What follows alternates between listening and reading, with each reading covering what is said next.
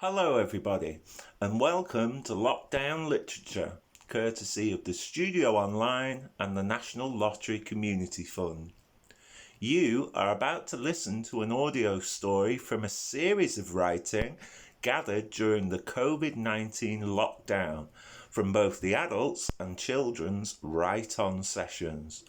So relax, settle back and enjoy a selection of writing from some of the finest creative minds at the studio.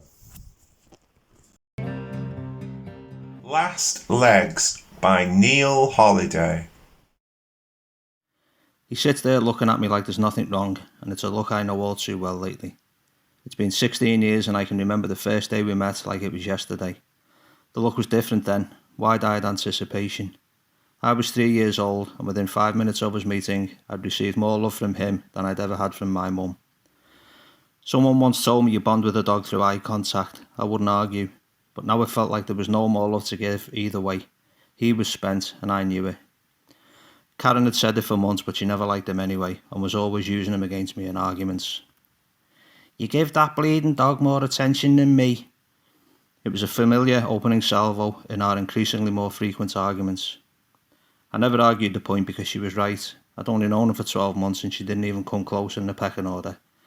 It was Barney, my vinyl, the homemade bong, then Karen in a distant fourth. It was my flat where she lived rent-free and got to be a healthy distance from her prick of a father who she knew wouldn't come near me. I was getting my regular hole for the first time, so we were each getting out of it what we wanted. It was a contract of convenience and Barney was the silent partner. The ensuing sketch in these quarrels was wearing thin. Here we go again. That bleeding dog, I cut in. Oh, go on then, tell us the friggin' story. Karen pounced right on cue and added the dramatic arm fold across her ample chest as she took a long jaw on her Super King. But I had my stock answer to deliver, so I pressed on.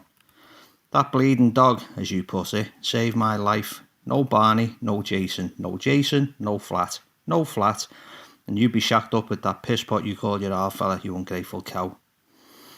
I was getting tired of it, all the more annoying that this latest row was one I couldn't win. Well, you won't mind clearing its shit up off the floor then, will you? As parting shots go, this was a cracker. She didn't leave me time to even attempt the counter. I stood there like a goalkeeper who's just let a back pass roll under his foot and into the net. The front door slammed in a cloud of smoke as she headed off to leave me and our canine anti-hero alone again. I looked at the mess on the kitchen lino, then to Barney, my old mate. There was dog shit everywhere. His shit. The whole flat absolutely stank of it, and not for the first time. It caught in my throat and it was all I could do not to throw up. Barney was on his last legs and probably had been for a couple of months on reflection. The day I'd dreaded for the last few years was here. As I cleaned the kitchen with newspaper and Jay's fluid, I resigned myself to the fact that he had to go, but I was skint and I knew that whatever the vet would charge to put him to sleep was beyond me. I couldn't afford the send-off he deserved and it choked me up as I went around the flat, wedging windows and doors open to try and get some fresh air blowing through. I scanned the sparse family photographs on the mantelpiece. The chances of any of the faces in front of me being able to help were as slim as Barney's were of seeing the day out. The one person I knew I could rely on at times like this didn't warrant a place amongst the others, but I knew how to find him. I picked up the phone. The knock was unmistakable. He rattled the small window in the door with his signet ring to the verge of breaking point, and he was still swiping at it with the back of his hand, looking in the opposite direction, as I opened up. The face that turned towards me belonged to a man I only ever turned to when I needed something, a fact he regularly reminded me of. I called him Tommy because he hated me calling him Grandad. It was only recently I began to realise that his cold relationship with me and my mum was because he had resented becoming a grandfather at the age of 32 when she had had me at 16. And this after him becoming a father himself at the same age with a grandmother I never knew. The 50-year-old Tommy Bingham that stood on the landing outside my flat was as bitter as he'd always been, and it showed in his face. A wiry man with the seasonal mahogany tan of the hod carrying in September. Tattoos on his forearms that were getting harder to decipher each year as his skin began to wrinkle with age and the effects of ultraviolet. Fingers yellowed from a million cigarettes that had also wrecked his teeth and were now playing havoc with his respiratory system. He was fading, but still had the faculties I needed for dealing with Barney. Jesus wept, it stinks in here, lad. Have you brushed your teeth? He coughed as he elbowed past me into the living room where he flopped onto the couch, short of breath, cackling at his own joke. Them bastard stairs, lad. Can't you get a flat on the ground floor? I've told you, go and see the council. Say you're depressed and worried you'll throw yourself off the top deck. He tailed off as his gaze flitted around the room. Doing them a favour in the long run. His eyes settled on the ashtray. He still hadn't looked at me. Build a spliff, lad, go ahead. Do you want a brew? I asked him, heading to the kitchen where Barney hid under the small table for fear of getting a toe up the arse. Tommy was disappointed. Nothing stronger, lad. Drop a scotch. It was just after 10 in the morning. Tom, if I could afford whiskey, I wouldn't need you for shitty arse, I said, nodding towards the dog. And no, I've got no weed either, I said, offering Tommy a ciggy in consolation. I made the tea in silence, washing my hands in the kitchen sink while Tommy's breathing settled back to normal. He smoked his cigarette down to the right near the filter in the time it took the kettle to boil before nipping it out in the ashtray. An ember of tobacco smoked on the tip of his index finger. He didn't notice. There was no small talk with Tommy. I'd learned that very early on. Unless a transaction of some sort was unfolding, he just wasn't interested, so I made no attempt. He slurped his tea and smacked his lips. I perched in the battered armchair opposite. Once the bowels go, lad, that's it, game over. Good night, Vienna. His concentration lapsed again as he eyed Barney. An 8 and tenner, lad, I'll get him put to sleep for you. A tenner? You said a fiver on the phone. Settle up on Tuesday. I told you, I'm skint, Tom. Everything was a haggle with him. I must have agreed to a fiver too easily on the phone. Schoolboy stuff for Tommy to exploit. He looked at me like a butcher about to joint a side of beef. All right, a bluey. 'Cause you're family, and even then only 'cause you're our Carol's, lad. A favour, a massive friggin' favour this, lad, I'm telling you. He took another gulp of tea and sat forward on the couch to signal that negotiations were complete. Carol's, lad.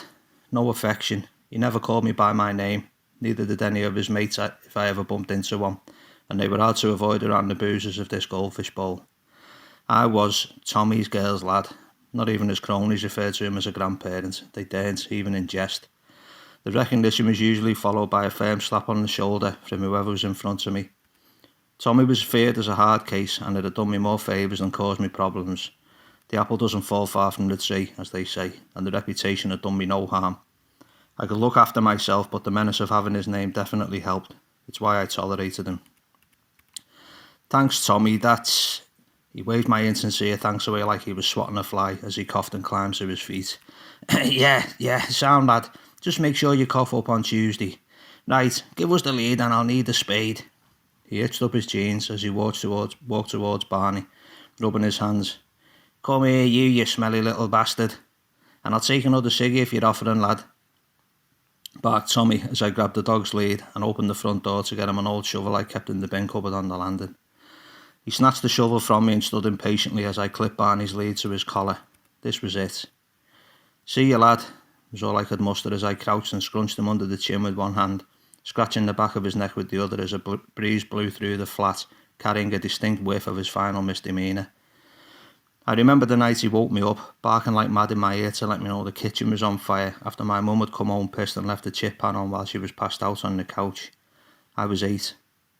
Barney narrowed his eyes and tried to jump up on me for a belly tickle, but Tommy had other ideas and yanked them away, leaving me alone in the doorway with the smell.